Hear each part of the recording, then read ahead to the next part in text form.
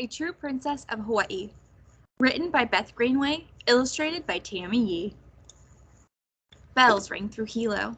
Nani woke up and put on her fancy dress with the red petticoat. A princess should always look her best, she said. She shined her shoes and put several pieces of candy in the pocket of her pinafore. Nani wanted to be a princess. She walked daintily to school, careful not to scuff her shoes. The bells were still ringing.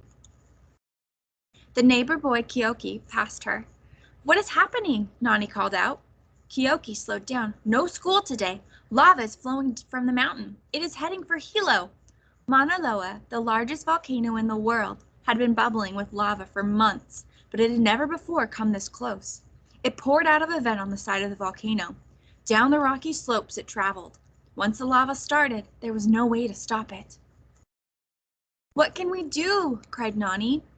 "Not to worry, the lava is slow. Princess Luca is coming. She'll ask Pele to stop the lava from destroying our town." And Keoki zoomed away toward the town pier. Pele was the goddess who lived in the volcano. Her temper determined how far the lava would flow. Princess Luca would know how to appease Pele. "A true Hawaiian princess," said Nani. "I must go and greet her." But a hand touched her shoulder and stopped her. A very old woman wrapped in white stood before Nani. "Little girl, might you spare a bite to eat?" Poor old grandmother, thought Nani. She must have come from the mountain. Perhaps lava has destroyed her home. "Here, Tutu, this is all I have," said Nani, and she placed several pieces of candy in the old woman's hand. "I must go now. The princess is coming." Nani squinted down the street. When she turned back, the old woman had gone. Nani shrugged and hurried on her way. The sailors rowed ashore to the waiting crowd. "Did the princess bring her royal carriage?" asked Nani. "No," said Keoki, "it's just the princess." Princess Luca, the most royal of royals, was 6 feet tall. Nani thought the princess looked strong and dignified. The princess climbed into a borrowed wagon. The horse refused to move. Nani hurried over to the wagon and pushed. Keoki tugged at the horse. The rest of the townspeople pitched in. "It's not working," said Keoki. "The horse still won't budge." Nani walked up to the horse. Hopefully the princess wouldn't notice how dirty her shoes were. Nani offered the horse her last piece of candy. The horse perked up her ears and gave a snicker. She slobbered all over Nani's hand, but she also began to move. The horse, the wagon, and the princess headed for the lava flow. The slopes of Mauna Loa smoldered and burned with Pele's anger. No one knew what caused her anger. Pele would sometimes disguise herself and walk among the people of the island. Someone or something must have offended the goddess, and only a high-ranking royal could right the wrong. The black lava with the fiery underbelly crept across the land directly for Hilo. Princess Luca ordered the wagon to stop. She slowly climbed out and approached the lava. The princess held out her hand.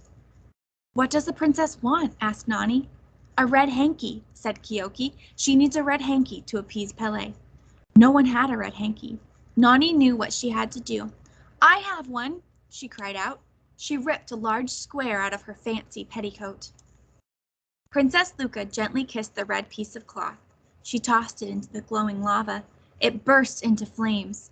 She raised her large arms and chanted. Her words echoed throughout the slopes of molten rocks. The princess took a bottle from the town's mayor and sprinkled its contents on the hot mass. Then she climbed back into the wagon and returned to town. It was much easier going downhill. The next morning, the town bells rang out once more.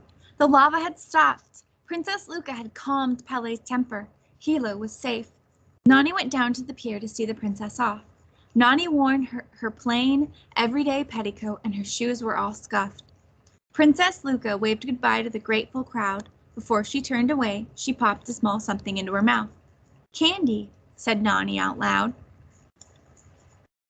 "She sure doesn't look like a princess," said Keoki. "A true princess is known by her deeds," said a voice from behind.